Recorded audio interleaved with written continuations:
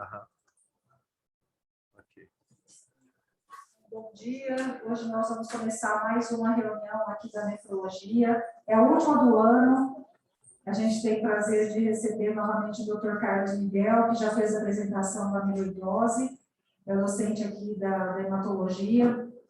Nós trabalhamos bastante com a parte de amiloidose com ele, e mieloma. Hoje ele vai nos falar sobre mieloma múltiplo. Eu vou deixar com o Carlos Miguel. Evidenciar um pouco mais, fica mais legal o pessoal aqui da Tá. Porque fica mais legal o pessoal, aí tem uns... Não, ele está perguntando. É. Tá ótimo, obrigado, professor, obrigado. Bom, mais uma vez, é uma honra estar aqui, e também, como eu sempre digo, um desafio, né? Porque a gente não está falando para qualquer equipe, a gente está falando para uma equipe que tem aí uma expertise, um brilhantismo reconhecido por todos. Então, eu agradeço o convite, e hoje o assunto é mieloma múltiplo. Isso aqui é um pouco da epidemiologia, né? Uma doença que não é tão rara, 5,6 casos a cada 100 mil pessoas. Aí a gente tem uma incidência que se concentra sobretudo em pacientes mais idosos, né? Aí 37% em menos de 65 anos, 26% acima de 65, 74, 37% acima de 75 anos. E o comprometimento renal é presente em torno de 20% a 40% dos pacientes que são diagnosticados com mieloma de novo. Bom, falando da fisiopatologia, para tornar um pouquinho mais interessante, a gente sempre gosta de falar um pouquinho da história, né? Esse aqui é um relato de 1844, né? Foi colocado aí na literatura, foi o primeiro caso relatado na história de mieloma múltiplo. Olha como é que estava o externo dessa paciente, né? E como o assunto aí é fisiopatologia, olha que na época, há muito mais de 100 anos atrás, o que eles já falavam, né? O Solli, que colocou esse relato, ele dizia que a doença era um processo inflamatório que começava com uma ação mórbida dos vasos, né? Em que a matéria-prima dos ossos era absorvida e então expulsa, excretada através dos rins na urina. Quer dizer, ele já tinha alguma noção, não estava tão errado assim isso em 1844. Né? Em 1845, aí entra o Benci Jones, né? Que descreveu as propriedades da urina desses pacientes. Foi um grande avanço na fisiopatologia. Olha só que interessante isso, em 1875, Waldeyer, né, o alemão Waldeyer, mesmo do anel de Waldeyer, né, descreveu pela primeira vez o plasmócito. Ele usou plasmacell, né, que a gente vê na literatura em inglês, ele usou pela primeira vez o termo plasmócito, mas ele descreveu, na verdade, um mastócito, ele estava errado. Só que ele imortalizou o nome da célula. Em 1890, Santiago Ramón y Cajal, o espanhol, em Madrid existe inclusive o Hospital Ramón y Cajal, né, que descreveu, ganhou o prêmio Nobel por ter descrito, do ponto de vista histológico, sobre o sistema nervoso central. Dessa vez ele acertou na célula. Esse aqui é um desenho do próprio Ramón y Cajal, né, o primeiro plasmócito desenhado na história da medicina, e aqui a fotografia, né? E esse é o plasmócito. Então, agora sim, falando da fisiopatologia moderna, nós vamos falar algumas facetas da fisiopatologia do mieloma múltiplo. Jamais a gente vai esgotar o assunto, né? Esse aqui é um plasmócito que recebe uma mutação, e aí ele se divide. Então, vem células T e células NK que se ligam a esse plasmócito mutado e os elimina. Mas nem sempre é assim que acontece. Muitas vezes, esse plasmócito desenvolve alguns receptores, alguns ligantes, que a gente chama de PDL1, PDL2, né? Nas células NK e nas células T, você tem o PD1, que se ligam.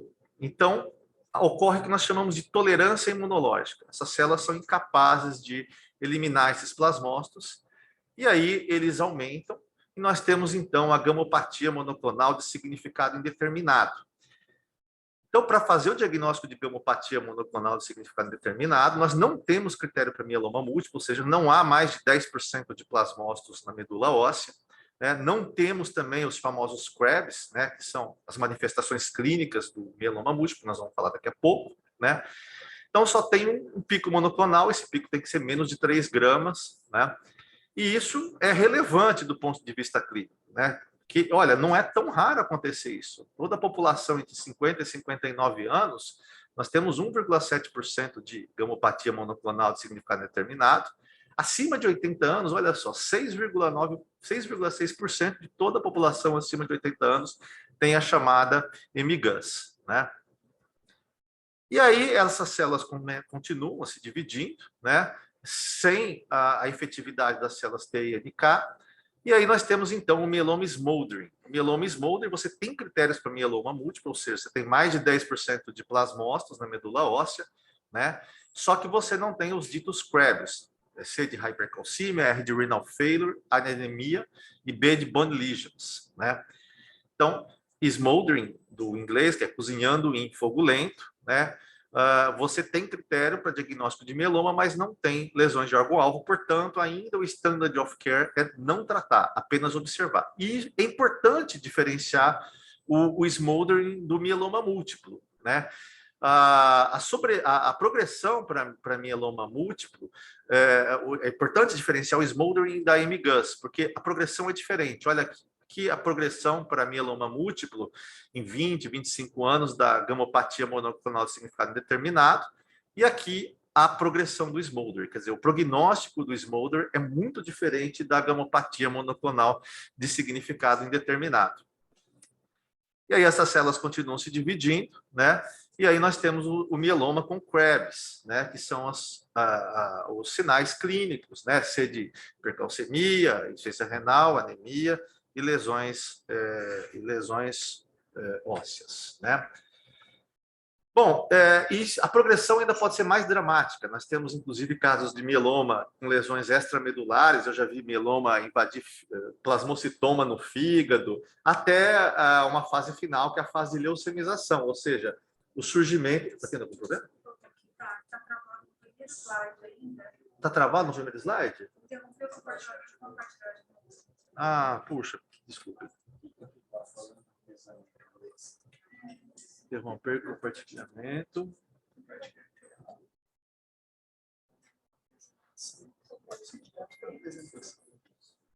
Tá.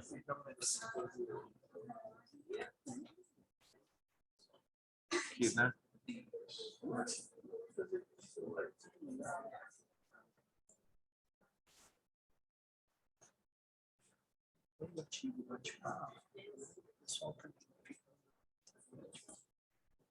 Ah, tá. Tá. Vocês estão vendo agora ou não?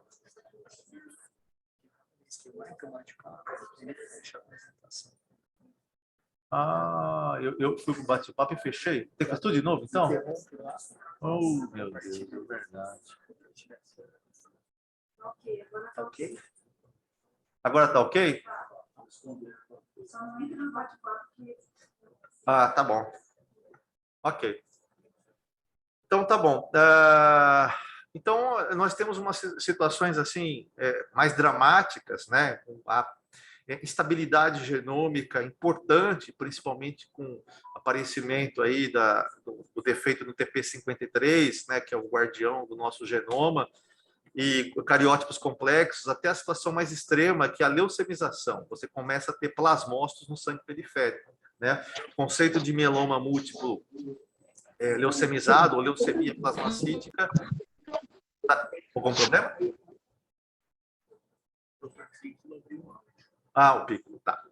Então, nós temos uma situação mais extrema, de prognóstico terrível, aí, que é a leucemização, ou seja, o surgimento de plasmócitos no sangue periférico. Ok? Agora travou aqui. Clica onde? Ah, tá. Agora foi. Pronto. Bom, uma outra faceta, a fisiopatologia não é tão simplista assim, né? Uma outra faceta da fisiopatologia é essa de seleção clonal. Quando o mieloma múltiplo aparece, não é a gente tem uma tendência a acreditar que é um clone único de plasmócito. Ok, o conceito de clonalidade é extremamente importante e relevante para o diagnóstico. Mas é interessante notar que não é um clone único. Olha só esse gráfico que mostra, em roxo, o clone que predomina, né? O paciente foi tratado com lenalidomida e dexametasona, né? Depois ele recaiu, ainda o clone roxo predomina, ele foi tratado novamente, houve uma recaída, mas olha só, na recaída, o que predomina é um outro clone, o clone azul. Então, existe uma seleção clonal. Daí que vem um conceito que nós vamos ver hoje no final da aula, que é de você já atacar quase todos os clones de uma vez só.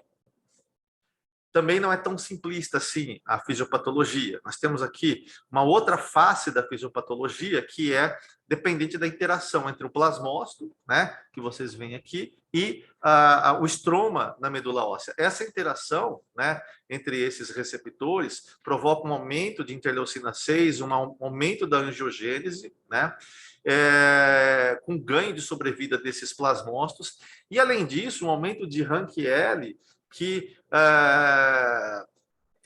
e uma posterior diminuição de osteoprotegerina que aumenta a atividade dos osteoclastos e diminui a atividade dos osteoblastos, provocando o quê? Provocando isso daqui, que são as lises ósseas, aqui as lesões clássicas, as lesões em saca-bocado do mieloma múltiplo, né? Em lises ósseas, se a gente fizer uma biópsia nessas lesões, nós não vamos ver plasmócitos, só que tudo são fruto de lesão indiretas, induzida por aquele gráfico aqui que eu mostrei. Bom, eu vou mostrar isso aqui rapidamente, a fisiopatologia da lesão renal, porque eu fico constrangido de ensinar o Pai Nosso para o vigário, né? Então, eu vou mostrar bem rapidamente, só para ilustrar e para não deixar passar, porque eu sei que vocês sabem muito mais do que eu esses conceitos, né? Então, a lesão renal do mieloma, ela pode se dar por várias maneiras. Uma delas, uma das mais importantes, é dependente de imunoglobulina, né? Então, você tem o rindomieloma, que é a nefropatia por cilindros, né? Veja que o rindomieloma é quando a gente fala nefropatia por cilindros, o resto a gente não chama de rindomieloma, né? Todo mundo sabe disso. Você tem também deposição monoclonal de imunoglobulinas e de cadeias leves também, glomerulonefrites, aqui com todos esses exemplos, né? E por lesões independentes de deposição de imunoglobulina, como por sepse, hipercalcemia, síndrome do tumoral, né? Toxicidade por medicações, a gente sabe que usar anti-inflamatório num paciente com mieloma múltiplo não combina, é péssimo, né? E raramente por invasão do parênquima renal do plasmocitoma, do tumor de plasmócitos. Aqui só para ilustrar, né, o rindomieloma, né, eu sei que a Maria Alice, inclusive, já está careca de saber isso daí, né, mas sei lá, só para a gente não deixar passar, né, aqui um rindomieloma múltiplo, né, uma deposição de, se eu tiver errado, você me corrige, mas isso fica... Doutor Horácio, ficam à vontade, tá?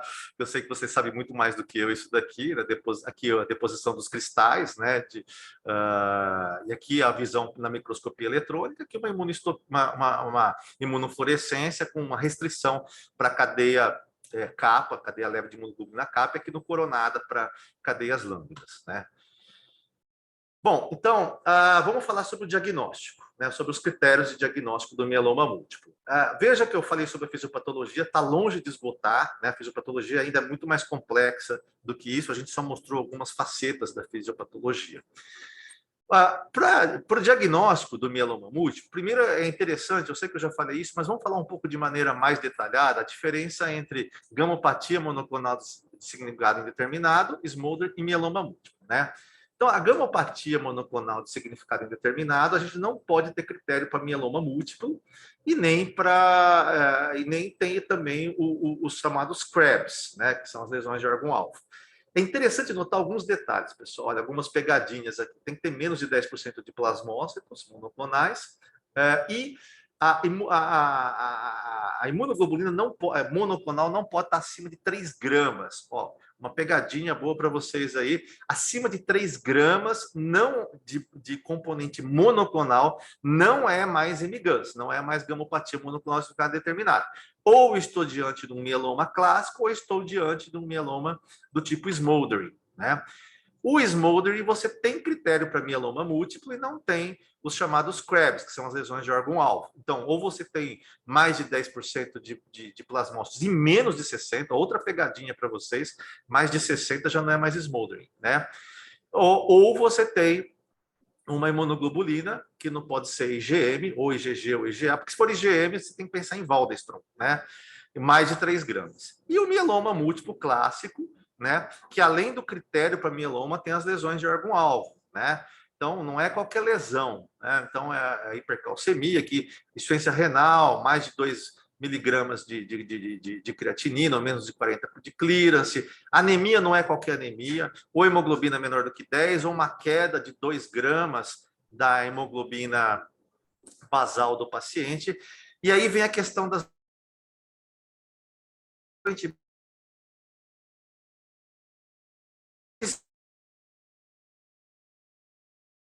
a ressonância. Existem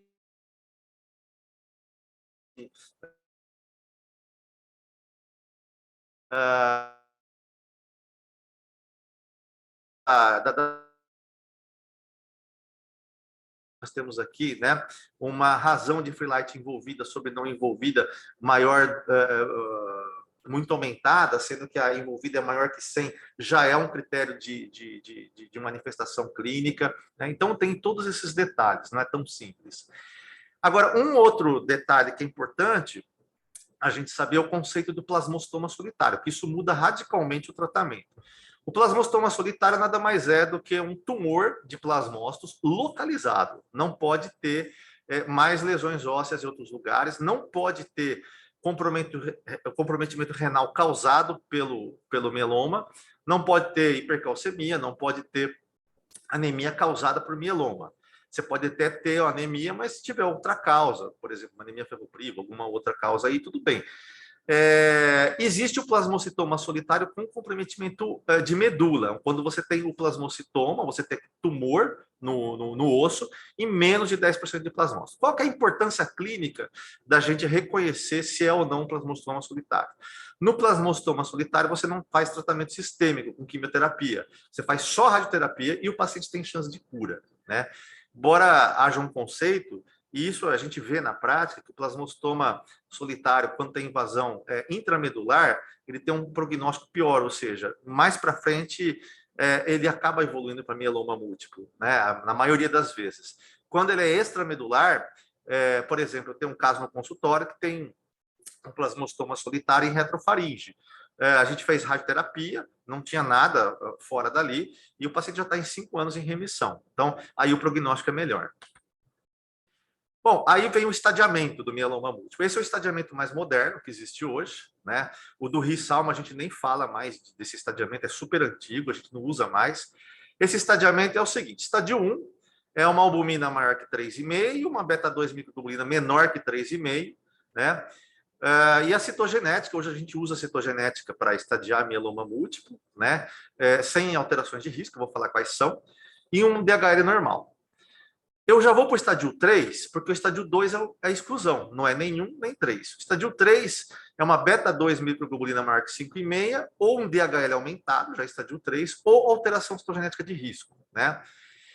Aqui a gente consegue fazer a deleção do 17, a gente faz por FISH na medula óssea, né?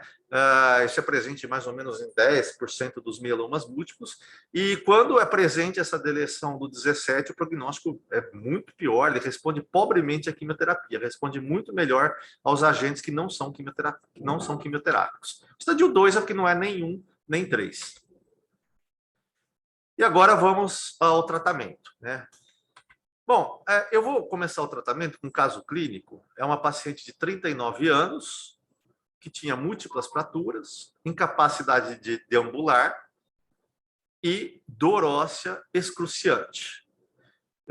Não tenho, aqui, olha, essa é uma senhora de 39 anos, que foi o primeiro caso descrito na literatura, na história do mieloma múltiplo.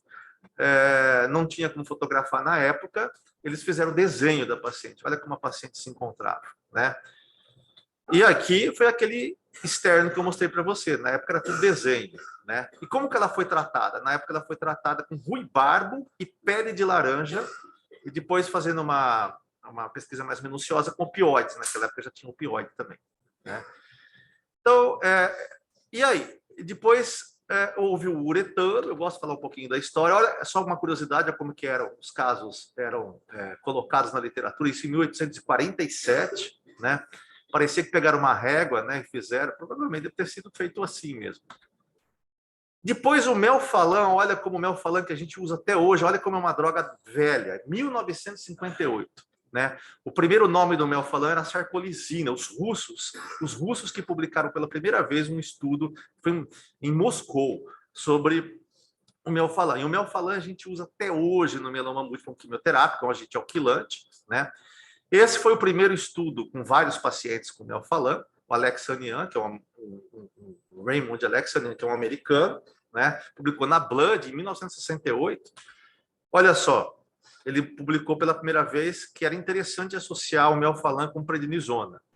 E até hoje, pessoal, não existe nenhum tratamento de mieloma sem corticoide, tá? Eu tive a oportunidade de ver alguns artigos que eles tentaram fazer anticorpo monoclonal sem corticoide. O anticorpo monoclonal não funciona adequadamente. Tem que ter corticoide para tratar mieloma múltiplo, né?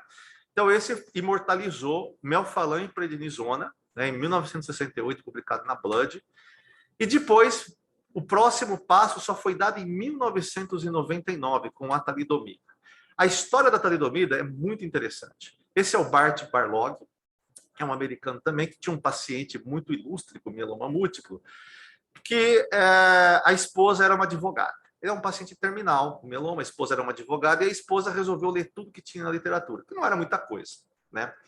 E ela descobriu que tinha alguns estudos com talidomida. Na época existia um conceito ingênuo que, mas a talidomida inibe a angiogênese, que explicaria aqueles bebês que nasciam, né, com membros incompletos.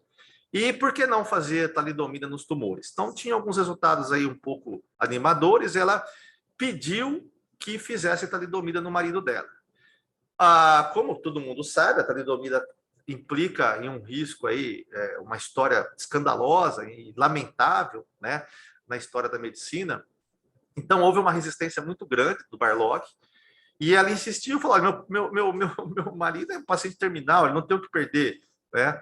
E eles conseguiram convencer a comissão de ética a fazer o primeiro estudo com talidomida em mieloma múltiplo, né? Que o resultado, os pacientes que responderam tiveram um resultado bem animador. Foi o primeiro passo do mieloma depois do melfalã, né? Foi a talidomida em 1999. Eu era residente ainda, né? Já faz tempo, olha como eu estou velho já.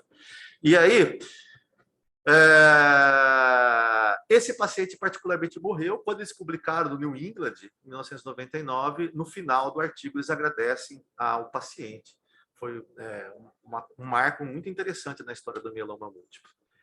E depois, o primeiro estudo, fase 3, né, que o grupo italiano, Gimema, liderado pelo Palumbo, que vocês veem na foto, que é uma referência mundial em mieloma múltiplo, né, comparou o melfalã e prednisona, que a gente viu publicado na Blood, com o melfalã, prednisona e talidomida, e aí tinha uma diferença em sobrevida global. No SUS, infelizmente, a gente parou aqui, né? Nos pacientes idosos, a gente faz melfalã, talidomida e prednisona até hoje, né? Mas a coisa foi progredindo. Aqui é um dado interessante. Isso aqui é um proteosoma. Vocês veem que parece uma lixeira, né? Então, o que acontece com o proteosoma? Existe aqui, as ubiquitinas sequestram um substrato. Esse substrato não é interessante mais para a célula, ele vai ter que ser eliminado.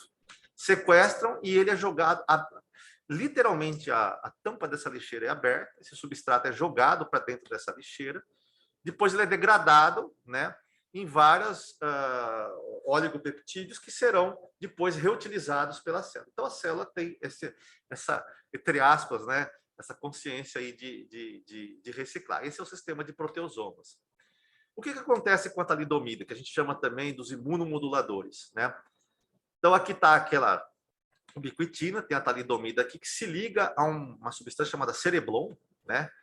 E aí, ela sequestra ícaros e aiolos, que tem esses sinais aí, casa F1 e casa F2. E ícaros e aiolos, eles são fundamentais para sobrevivência celular. Como eles sequestram ícaros e aiolos e jogam para dentro da lixeira, ou seja, para o sistema de proteosomas, né? Então você tem uma perda de vantagem celular, então você tem a apoptose das células. É assim que funcionam os imunomoduladores. Então você tem a talidomida, você tem a lenalidomida, que é o imunomodulador de segunda geração, e hoje nós temos a pomalidomida, que já foi submetida para a Anvisa, que são drogas fantásticas, sensacionais, né? A minha mãe teve mieloma múltiplo, viveu 15 anos, né? Ela teve a oportunidade de usar a lenalidomida, uma droga, embora tenha alguns efeitos colaterais, mas tem o funcionamento é semelhante da lenalidomida e da pomalidomida. Então, são os IMIDs, ou imunomoduladores de segunda e terceira geração. E aí veio o bortezomib. O bortezomib, o que ele faz?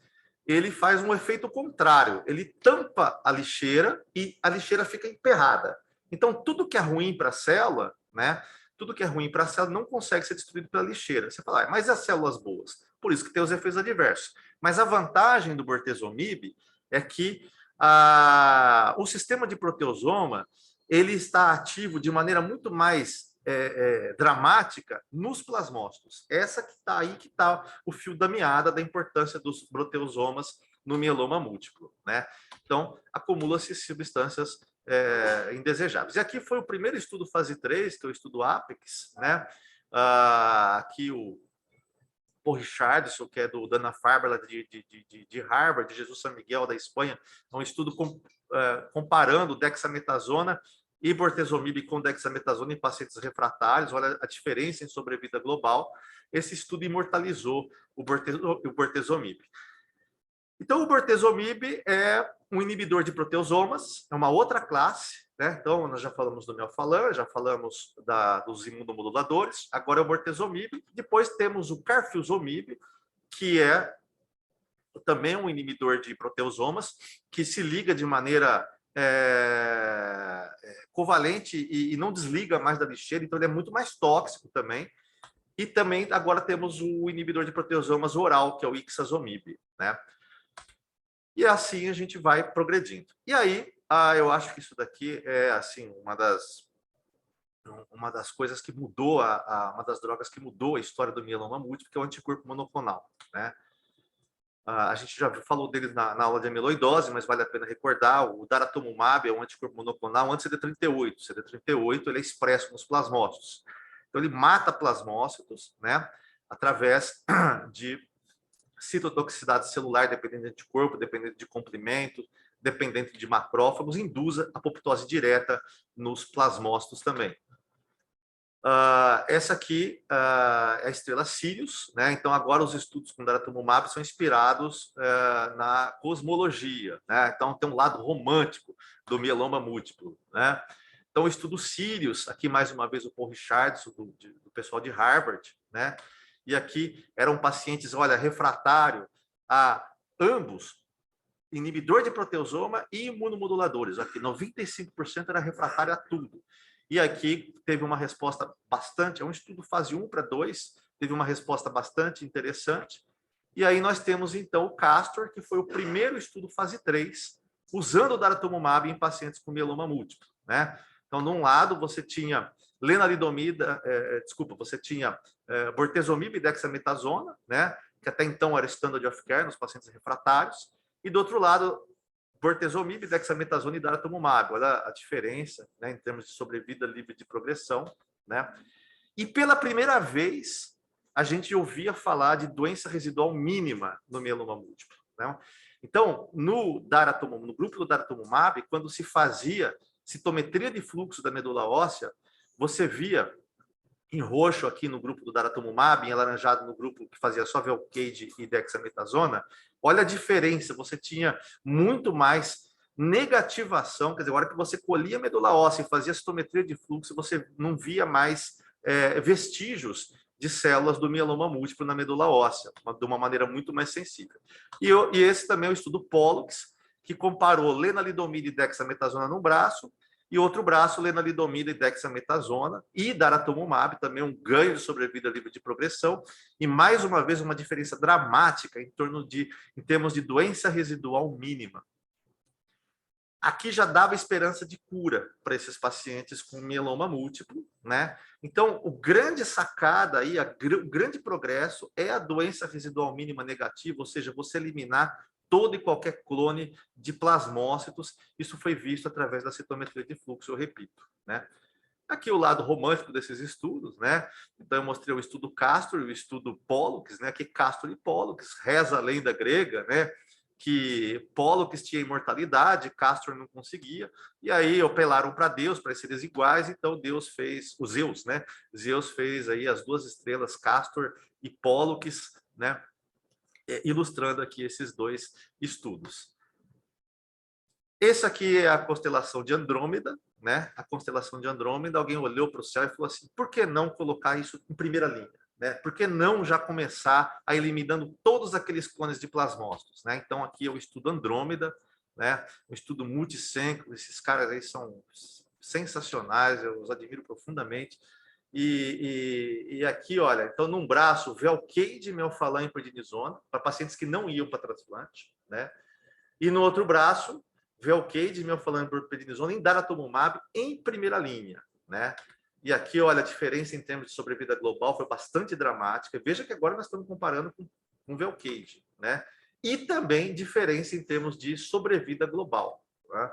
Um ganho de sobrevida global no grupo que fez daratumumab, Velcade e prednisona. E aqui eu trouxe esses slides, que é importante para a gente ver, para a gente degustar. Além do... Aqui, ó, não importa a função renal, né? Mesmo em função renal comprometida, você tem um ganho de resposta aqui, no caso de doença residual mínima, né? Uma doença residual mínima muito menor, muito mais negatividade, né, no grupo que fez daratumumab. Isso se traduz em sobrevida livre de progressão também. Então, não importa a função renal, você vai ter... E eu tenho uma experiência pessoal no consultório, eu tenho uma paciente que até é pediatra, uma senhora, que ela não é elegível para transplante, ela estava em diálise, e ela fez o daratumumab, Velcade, prednisona e melphalan. Hoje ela está fazendo manutenção com daratumumab e ela teve uma resposta espetacular, saiu da diálise, né? E está trabalhando, está muito bem. Nós temos também um colega nosso, um radiologista aqui, que também chegou a fazer diálise, está tomando vinho, está saindo, está comendo aí. Eu sempre encontro ele aí nos restaurantes, também está com uma... Aqui um resuminho, né, das drogas usadas em mieloma múltiplo, né? A gente percebe que a maioria delas não precisa de correção na insuficiência renal, né? Exceto a lenalidomida, exceto o melphalan. Olha, o daratumumab não precisa de correção, a talidomida não precisa de correção, né? O bortezomib não precisa de correção, o melphalan e a lenalidomida sim precisa de correção, né? E o paciente elegível ao transplante, né? O transplante, vocês sabem, é feito com melphalan, a gente dá uma dose absurdamente alta de melphalan, que mata todas as células, inclusive as células da medula óssea, as células boas, nunca mais recupera. Antes do transplante, a gente faz um backup, né? A gente colhe a stem cell e depois repõe essa stem cell. O transplante ainda não tem um potencial curativo, porque quando a gente colhe esse backup, ainda a stem cell está contaminada, né? Então, no paciente elegível ao transplante, a gente tem alguns conceitos aqui. Esse background, olha, compara, é um estudo francês, publicado na Blood, Velcade, já estou terminando, viu, pessoal? Velcade, talidomida e dexa, com Velcade, ciclofosfamida e dexa, né? Uma resposta melhor para quem usa, logo de cara, bortezomib, um inibidor de proteosomas, talidomida, um imunomodulador, e dexa. Então, não adianta usar Velcade e ciclofosfamida antes do transplante, é melhor usar VTD, né? E aí, com uma resposta melhor, pré-transplante. Baseado nesse estudo, então, tem o Cassiopeia, que é o suprassumo do tratamento, eu acho que é o standard of care, né? Aí eu tenho alguns pacientes no consultório que estão fazendo. Então, Cassiopeia pacientes elegíveis a transplante. Então, olha o que eles fazem. Antes do transplante, 4 ciclos de Velcade, talidomida e dexa, de acordo com o estudo francês, mais daratumumab.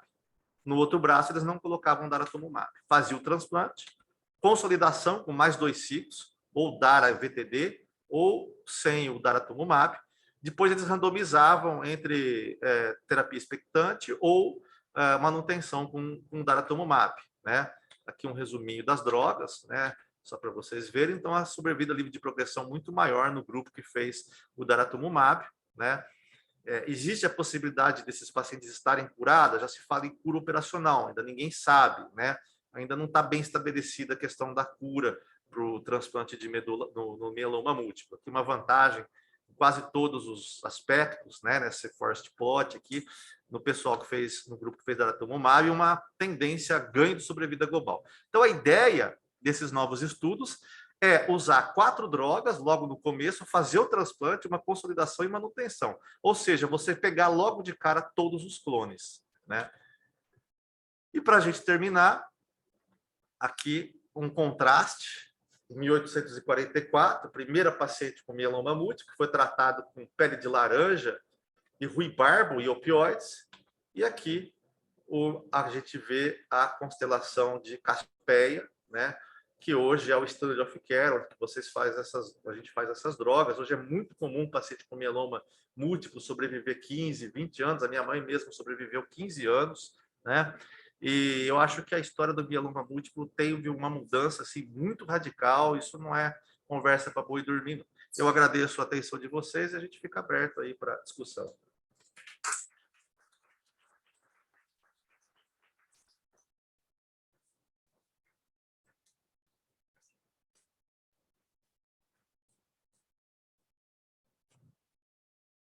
Carlos, muito obrigada. De novo, uma excelente apresentação, Obrigado. como sempre, né? E eu queria abrir, se vocês tiverem perguntas para fazer para o Dr. Carlos, ou que está também online nos assistindo, né? Se vocês tiverem perguntas. Oi? Obrigado. O quê? Tirar a apresentação? Aqui. Aqui, né? Eu queria perguntar para você, qual é o paciente, você falou, a forma de fazer, preparar para o transplante de medula, enfim, protocolo ideal, mas qual o paciente que você seleciona para transplante de medula? Essa é uma pergunta que a gente tem algumas tendências, né? A gente tem algumas tendências,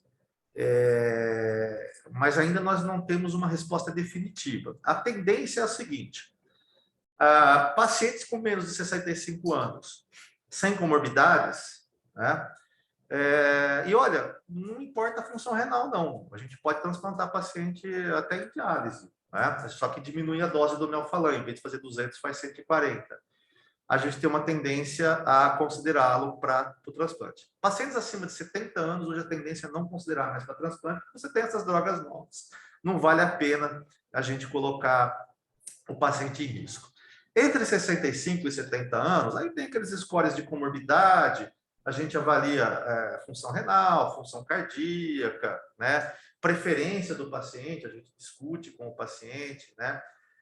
No ambiente do SUS, isso que eu vou falar, a gente fala, comenta em vários eventos, né? No ambiente do SUS, a gente puxa essa curva em direção ao transplante, porque a gente, infelizmente, não tem acesso a todas essas drogas novas, embora a gente já tenha acesso ao bortezomib agora.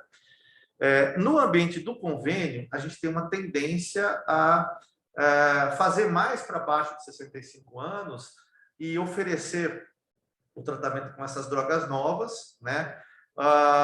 Então, existe esse viés SUS-convênio, infelizmente, né? Mas, enfim, a gente tem bons tratamentos no SUS também. Não dá para falar que não trata, não. A gente tem bons tratamentos. E agora, com o bortezomib, né? Não sei se respondeu, não. Sim, nós temos uma paciente que a gente acompanha há 2 anos, e vocês devem lembrar dela, ela mieloma, ficou em programa dialítico, fez transplante de medula, fez transplante renal, e está há 2 anos, a gente lembra dela, acompanhando, você também acompanha essa paciente. Não existe essa possibilidade, independente de ter ou não esse comprometimento renal. Exatamente. Perguntas? Carlos, esses Smolder mieloma múltiplo, como que é o tratamento com Smolder? Tá. Boa pergunta, Maria Alice. Olha, o standard of care ainda é observar, mas isso é um paradigma muito frágil, porque eu já tive a oportunidade de ver alguns estudos, inclusive tem a Maria Mateus, lá do grupo espanhol, que eles dividiram o Smolder em alto risco e baixo risco, né? O baixo risco, isso aí depende das phyllites, depende de quanto tem de imunoglobulina, dosagem, uma série de critérios. O baixo risco, eles entendem que se comporta como se fosse uma irrigância. Então, realmente, ninguém faz nada, nem estudo tem. Agora, o Smolder em alto risco, tem alguns estudos, inclusive fase 3, né, que tentaram tratar esses pacientes. Por que não virou standard of care? A princípio, teve uma sobrevida de progressão maior nos que trataram. Só que depois, os que não trataram, né, quando viraram mieloma, foram tratados, então a sobrevida global foi igual, né? Tem um estudo muito interessante que eu tive a oportunidade de ver pessoalmente no Congresso Americano de Hematologia, da Maria Mateus, que eles estão tentando cura operacional no Smolder. Então, olha só o que eles fizeram. Eles fizeram Velcade, Revlimid, lenalidomida e Dexa, e fizeram transplante de medula nos pacientes com Smolder. E eu me lembro que para a gente ver esse estudo, a gente teve que ter uma luta corporal, porque a sala estava cheia, mas a gente queria ver porque achava que ia ver a história da cura do mieloma. Mas foi uma decepção enorme. A gente viu que em torno de 40% dos pacientes ainda tinham doença, mesmo assim. O bichinho duro de... Na época não existia, a gente não tinha daratumumab ainda, né? Talvez hoje fazer daratumumab nesses pacientes seria uma possibilidade. Tem estudo em andamento com daratumumab em Smolder, mas o standard of care, por enquanto, é não tratar. É uma pergunta boa essa.